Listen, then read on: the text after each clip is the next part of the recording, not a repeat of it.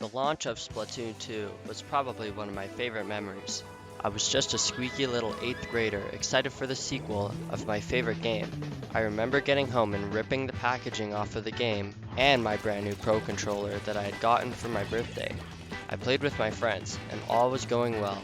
However, everything changed once I reached level 10.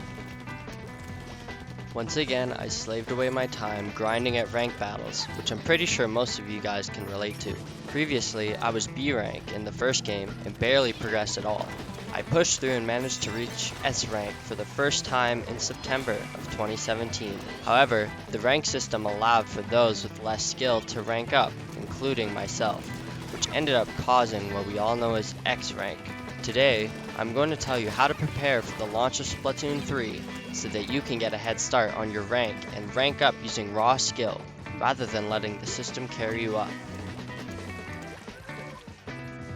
Before we continue, I need to tell you that if you plan on reaching the highest rank and improving as a player for Splatoon 3, you won't have time to half-ass your way through the ranks like you can with Splatoon 2. You will need to put in time as often as possible and refine your skills. So now that that's settled, let's get started. The first thing I'm going to tell you to do is practice advanced mechanics. I'm not the first to say this, but definitely will not be the last. Once I started practicing these, I started to rapidly improve. Understanding these mechanics at an early point in time will help you skyrocket through the lower ranks, and for sure get you into S+ rank. People in the lower ranks are still going to be unaware of these skills, which benefit you greatly. Just remember that these mechanics aren't just for show, and that they're all about efficiency, which is why X rank games are much faster paced than lower ranks. Being efficient will allow you to move faster and outsmart your opponents, as well as prepare yourself for the challenges ahead. Remember that you don't need to master these mechanics as long as you keep them in mind and actively try to use them. You will improve. Most likely these mechanics will be in Splatoon 3, hence why you should practice them now. Splatoon 3 will likely have more new players than Splatoon 2 had at launch, so practice now. Next, you're going to need to study gear and the current meta. As we all know, gear gives us special perks in battle, and the meta are the current most used weapons in competitive for specific reasons. Playing meta is going to help you understand why people use them and what you should be doing for your team. Splatoon is a team game, so it is important that you understand what you're doing with your weapon. Many times I've seen people use a certain weapon that should be doing a specific role to benefit their team, yet they are blinded by tunnel vision and go off doing their own thing. Here's an example.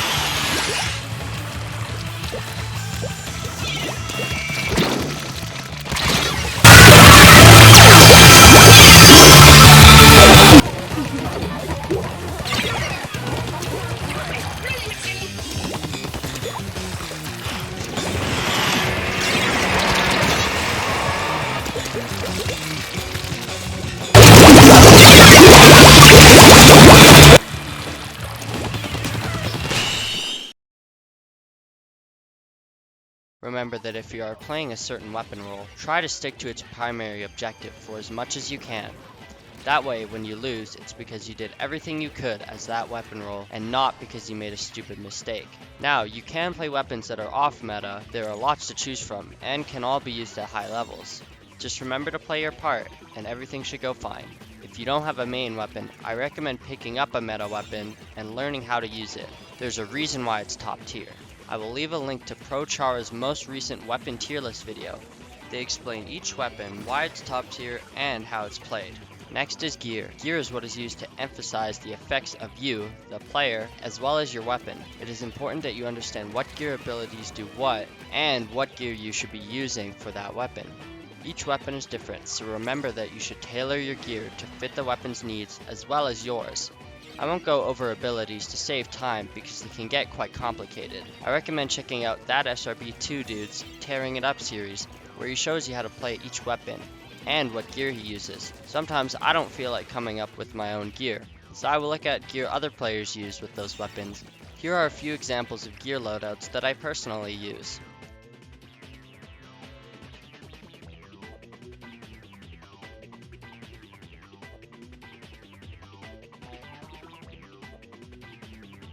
I'll leave a link to the Tearing It Up series, as well as my personal video on how to get perfect gear in the description. Finally, the last thing you need to do to prepare for Splatoon 3 is play Splatoon 2 ranked. I understand everyone has a different amount of time to play, but playing often is the key to improving. You have over a year until Splatoon 3 comes out, so you have lots of time to play, even if you can't play every day. The biggest reason is to improve game sense, which cannot be taught and can only be learned through experiences. Having a healthy mindset towards the game will help you improve your game sense faster. Reflect on your mistakes and figure out why it happened and what you can do to counter it. And this last thing I'm going to say will be the most important thing of all. As soon as the game becomes not fun, turn it off as soon as your game finishes. This is something I wish I learned when I was younger. Getting tilted not only at Splatoon, but any game just causes you to lose focus and play bad, which not only affects you, but your teammates as well. Turn it off, take a deep breath, and walk away. The game is not going anywhere, and you can keep playing another time.